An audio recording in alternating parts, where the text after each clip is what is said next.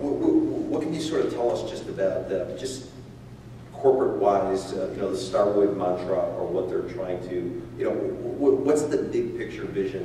Obviously, there's been a lot of talk, and after they won the FDIC bid for the Course portfolio. Anybody who doesn't know the Course portfolio, they were effectively like the 4th largest condo construction financier in South Florida. They financed a number of top-notch projects. They participated in a number of top-notch projects. Some of them include Paramount Bay, some of them include Mint. There's a project in South Beach called Art City. I think they had a piece in Ocean Beach, things like that. Jonathan, he doesn't have to say it, I'll sort of say it.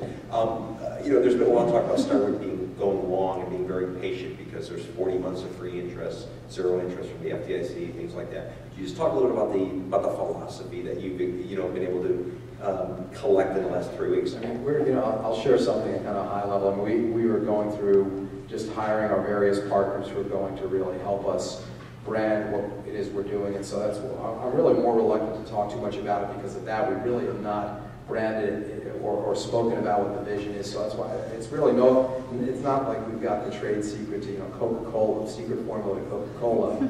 It's more just from a launch standpoint. I mean, we really get one shot at really truly launching this the right way, and so that's really why I'm sort of holding back. I mean, just at the highest level, we really do have a unique, this is really a private-public partnership, and in a sense, it's really sort of historical. I mean, where we've come through in the cycle, and the government's role in a lot of different activities, whether you want to call them TARP or otherwise, and this is sort of historical in its own way.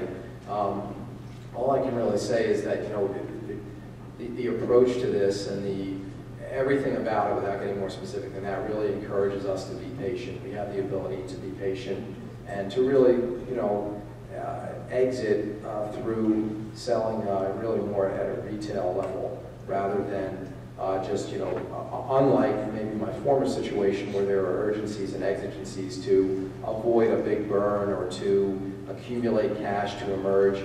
This is the polar opposite of that, without getting more specific.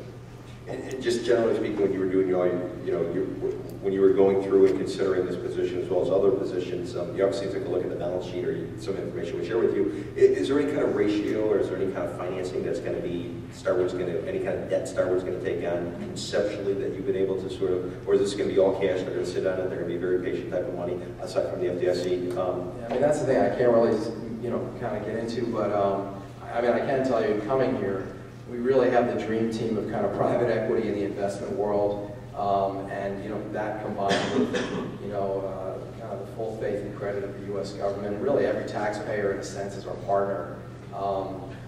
It's just a high quality opportunity because of those things, and I don't think I really had to underwrite it much further personally to say. I mean, there are other opportunities that were out there, both doing something entrepreneurial myself, which I have been doing for a few months.